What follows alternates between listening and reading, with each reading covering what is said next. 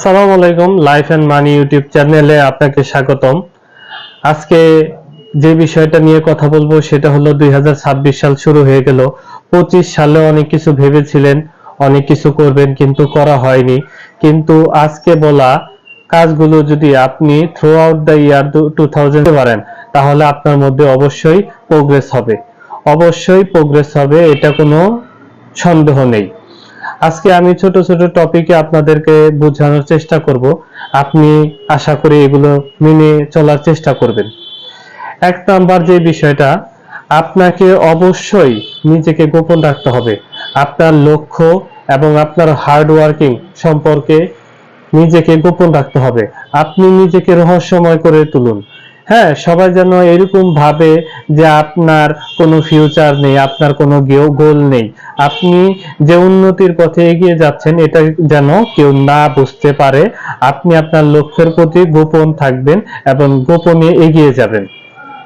সেটাকে আপনার অ্যানাউন্স করে বলতে হবে না আপনি আপনি কোনো একটা কাজ করতে যাচ্ছেন। আপনাকে যদি একটা কথা বলি, একটা উদাহরণ দিয়ে আমি বুঝাই। আপনি ধরেন আপনি স্টুডেন্ট ভিসায় আপনি ইউরোপ যাচ্ছেন। হ্যাঁ, এই বিষয়টাই আপনাকে আগেই ফাঁস করতে হবে না।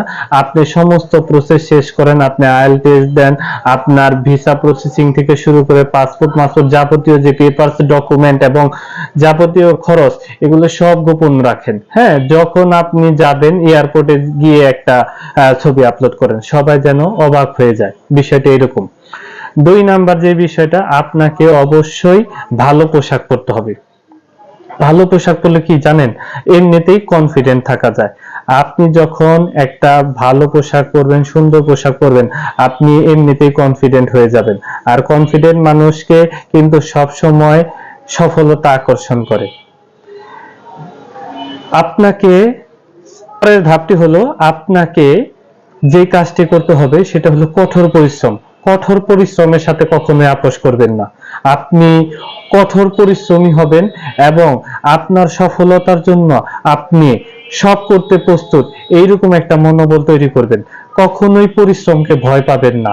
আপনি যদি পরিশ্রমকে ভয় পান, তাহলে কিন্তু সফলতা আপনার থেকে দূরে চলে যাবে।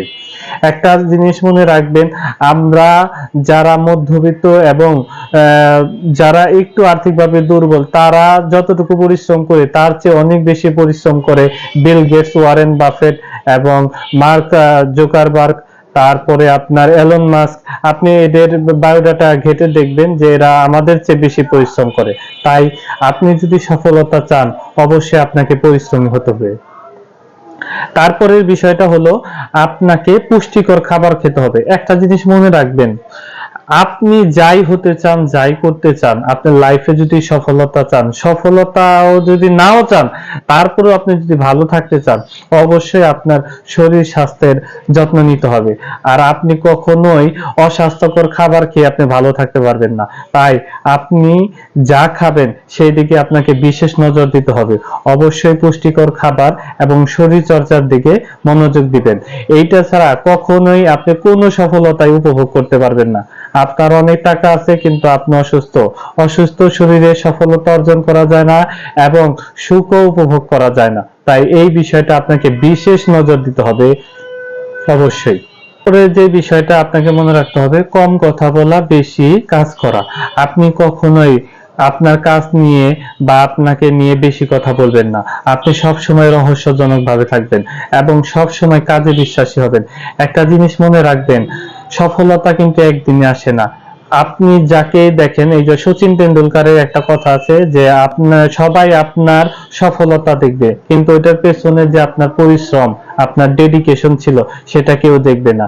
আর আপনি যদি সফল হতে চান, তাহলে অবশ্যই আপনাকে কঠোর পরিশ্রম করতে হবে এবং কম কথা বলতে হবে। আপনি যদি বেশি কথা বলেন, কখনোই আপনি সফলতা অর্জন করতে পারবেন না। আপনি একটু রিসার্চ করে দেখবেন, যারাই এই পৃথিবীতে সফল হয়েছে তারা কখনোই বেশি কথা বলেনি। তারা কাজে বিশ্বাসী, এবং কাজে বিশ্বাসী যারা, তারাই সফলতা অর্জন করতে পারে। তারপরে আপনার বিষয়টা একটার প্রতি লক্ষ্য রাখতে হবে, সেটা হলো আপনাকে দয়ালু হতে হবে। আপনি যতটুকু সম্ভব নিজেকে দয়ালু করবেন। আপনি যদি আপনার সামর্থ্য অনুযায়ী গরিবদের সহযোগিতা করার চেষ্টা করবেন। যদি আপনি কখনো দেখেন রাস্তায় কেউ বিপদের মধ্যে আছে, যদি আপনার পক্ষে সম্ভব হয়, অবশ্যই সর্বোচ্চ চেষ্টা দিয়ে তাকে সহযোগিতা করবেন। একটা জিনিস মনে রাখবেন, প্রকৃতি কিন্তু আপনাকে সবকিছুই ব্যাক দেয়। ব্যাক দেয় বলতে আপনি যদি খারাপ কিছু করেন, আপনার সেটাও আপনি ফল পাবেন। একইভাবে আপনি যদি ভালো কিছু করেন, আপনি যখন কোনোদিন বিপদে পড়বেন, দেখবেন আপনার সৃষ্টিকর্তাই আপনাকে সহযোগিতা করার জন্য কাউকে পাঠিয়ে দেবে। তাই এই বিষয়টা অবশ্যই বিশেষ নজর দিবেন, দয়ালু হওয়ার চেষ্টা করবেন। এই 26 সালে আপনাকে একটা বিষয় করতে হবে, সেটা হলো বর্তমানে বাঁচা। অনেক সময় আমরা শুধু সফলতা বা অর্থ ইনকামের প্রতি এতই ব্যস্ত থাকি যে আমাদের যে বর্তমান নষ্ট হয়ে যাচ্ছে বা বর্তমানে কি হচ্ছে আমরা সেই দিকে আর মনোযোগ দিতে পারি না, বর্তমানটা এনজয় করতে পারি না।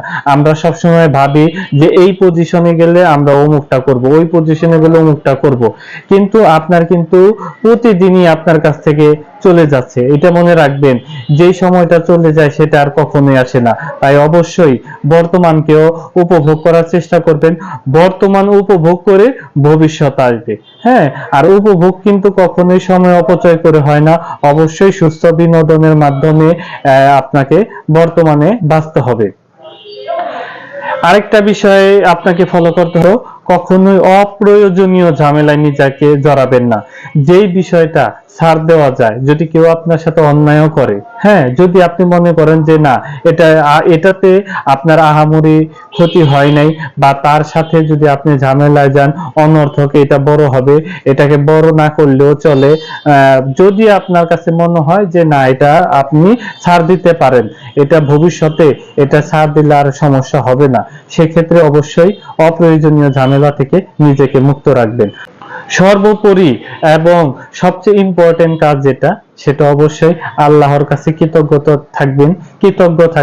প্রতিনিয়ত আল্লাহর কাছে কৃতজ্ঞতা প্রকাশ করবেন। এই একটা কথা মনে রাখবেন, আল্লাহ কিন্তু নিজে বলেছে, যদি কেউ কোনো বান্দা কৃতজ্ঞতা প্রকাশ করে, তাকে অবশ্যই আরো বেশি দেওয়া হবে। তাই অবশ্যই কৃতজ্ঞ থাকবেন, কোনো প্রকার ঝামেলায় নিজেকে জড়াবেন না। সৃষ্টিকর্তার কাছে কৃতজ্ঞতা এবং নামাজের মাধ্যমে তার ইবাদত করা, এবং সর্বোপরি আল্লাহকে ভালোবাসতে হবে। প্রতিটা ক্ষেত্রে আল্লাহকে স্মরণ করতে হবে। আপনি যদি 2026 সালে এই বিষয়গুলো মেনে চলেন, অবশ্যই আপনি সফলতার দ্বার প্রান্তে পৌঁছে যাবেন। ধন্যবাদ।